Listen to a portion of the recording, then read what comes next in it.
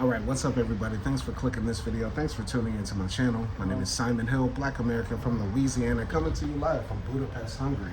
We're out here on the 23, the best tram in the city, the Jordan as we call it. And anyway, I just wanted to quickly talk about the Carter 6. The Carter 6, Lil Wayne's new album, came out a few weeks ago here in 2025. And listen, every time I start a video, I always say I'm from Louisiana because I'm proud of my state, even though it's a messed up state in a messed up country, the poorest state in the nation, most gun violence, most murders, horrific poverty, all sorts of stuff. I'm very proud of my state for all the cultural contributions we've made to American society. And Lil Wayne is an icon in hip hop music, like the most powerful, impactful genre of music that America has ever created. So, a lot of people were excited for the Carter 6. It's been a few years since he dropped another part of the Carter series, and a lot of the content online and discussion online has been that the Carter 6 is horrible. It's horrific, right? And I finally took the time to listen to it. Like, I listened to the bonus version, which is like plus 20 songs, over an hour long. Is it a bit excessive in the track list? Yes, I would say, but I'm gonna give my review of the Carter 6 after listening to it in its entirety from beginning to end. And before I forget, I want to talk about the songs I like. The songs I like are Hip Hop with Big X the Plug, Being Myself with Manny Fresh, the last song on the official track list, which I think is written history, the Band from NO remix with Nicki Minaj, which I think is better than the original Band from NO. And I like that song with Future and Lil Baby at the end of the bonus version. I think it's called Mama Don't Worry. And there's also another song, I think Lil Wayne has a song with his son, Cameron Carter, called Rari, like flipping through the city in the Rari, whipping through the city in the Rari. That's cool. And there's another song, but it's not coming to mind. Okay, so first and foremost, is the album as bad as people are saying it is? No, it's not. It's not as bad as people are saying it is. But is it a good album? No. But I would argue that this is sort of like what hip-hop fans should expect from Lil Wayne at this point in his career, because this is what we have been asking him to do. Everybody keeps saying, we want the mixtape Weezy, we want mixtape Weezy, and Wayne's whole style has been absurdism. All he does is just make words rhyme from the next one to the next one with punchlines in between, jokes about, eating pussy and all sorts of silly stuff like that. Like, he is a absurdist, nonsensical rapper, and I'm gonna make an argument, he's a nonsensical rapper in the same vein that Ghostface Killah and MF Doom are. Now hear me out.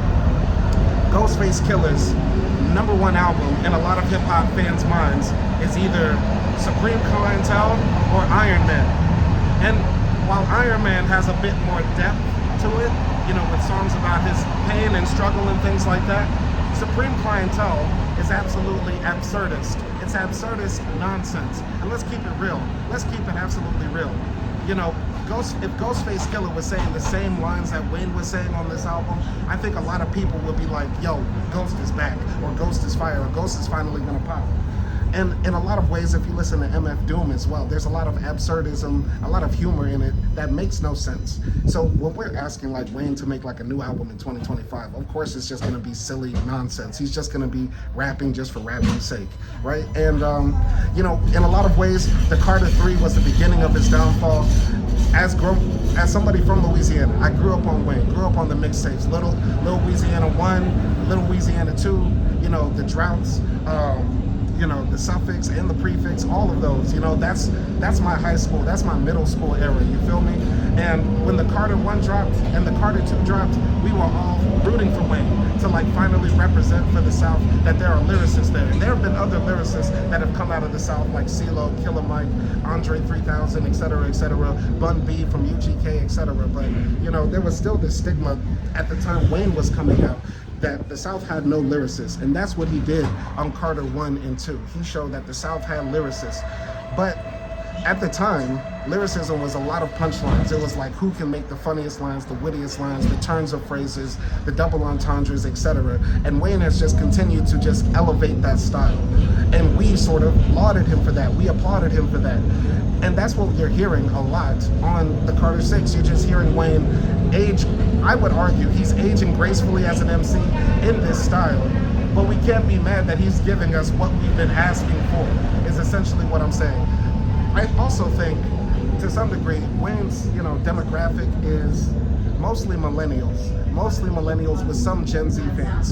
And what the Carter Six did is things that piss off millennial hip-hop fans and also Gen Z hip-hop fans. Gen Z hip-hop fans are spoiled in a lot of ways because their favorite rappers, J. Cole, J.I.D., Kendrick Lamar, Corday, even Big Sean to some degree, make semi-coherent or fully coherent concept albums that are very lush and layered and deep and introspective. Gen Z is the therapy generation. They want their rappers to be going through like a therapy session, or they want their rappers to be like really, putting their heart on their sleeves with their rhymes. Wayne doesn't come from that era. So that's why I think a lot of Gen Z fans are just trashing Wayne. And also because Gen Z has very low attention spans, they probably didn't even listen to the entire album and just bash the album online just for content, right? And I think a lot of millennial hip-hop fans are disappointed in this album in the sense that it sounds dated.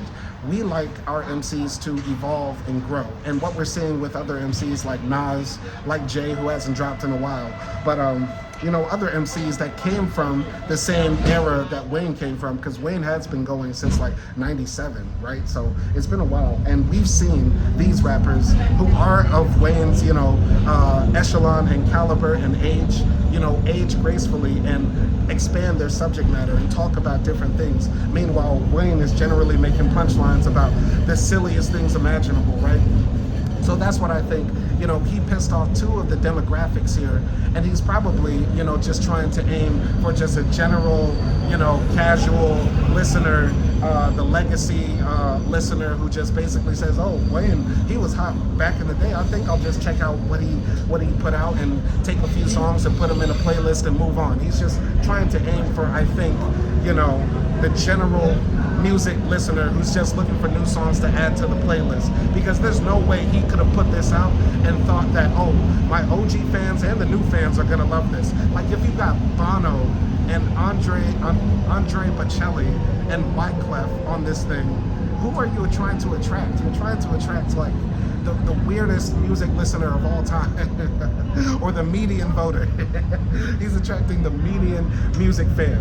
And another thing that I have to say, and this will probably be the last point that I get to, unless something else comes to mind, is that I think in general, we're expecting something from Wayne that he is incapable of doing for things that are related outside of music. As we know, like I believe it was 2 years ago, Wayne was on, charged by the feds for like transporting a gun across state lines, and he was looking at real time behind bars. And Donald Trump pardoned him, right? And Donald Trump also pardoned like NBA YoungBoy, and I believe he's going to pardon Diddy, and it's possible he might pardon Lil Durk too. In a lot of ways, Wayne has been compromised, and that's something that we don't want to admit. Wayne has been compromised in the sense that if he was to make a concept album talking about the social ills of the day, or talk about his life in a meaningful way, he'd be alienating the guy who could possibly put him back in jail. In a lot of ways, him getting that pardon from Trump was one of the worst things that could ever happen, because now all he can rap about is silly stuff and not lay any critiques at the powers that be, right? We can never expect Wayne to, make another song like, God Bless America, which is kind of like a semi-conscious, socio-political song, right? And Wayne is not he's not Chuck D, he's not Paris, he's not KRS-One, but he is capable of making songs that are, more thoughtful and more mental. But because of the Trump pardon, I don't think we'll ever see that from Wayne again. But I'm getting off the tram right now, so bear with me as I wrap this video up. But yeah, in conclusion, I'm gonna say this, we hold Wayne to a higher standard that I think isn't fair. Ghostface, Killah, MF Doom, a lot of other rappers are absurdist in their nature, in their rhyme style. But Wayne, for some reason, even though we love the absurdism of the Drought series, of No Ceilings, of Dedication 1 and 2, we love the absurdism that he's rapping on there. But when he's doing it on the albums now, apparently, as if Carter 3 was some coherent masterpiece of, a concept album, like it's getting ridiculous here, how people are criticizing Wayne as if we expected something else from him. He's not Jay-Z. He's never been that introspective. Yes, he has quite a few introspective songs. Some of them are my favorite, like Real Rap or Trouble or the Dear Summer Freestyle. yes, Wayne can be introspective or put together like really conceptual songs, but that's not how he made his millions. That's not how he became regarded like the best rapper of all time. And people need to really like stop holding him to such a high pedestal, expecting that. But that's my comments on the Carter 6. Let me know what y'all think, and I'll catch y'all next time. Peace.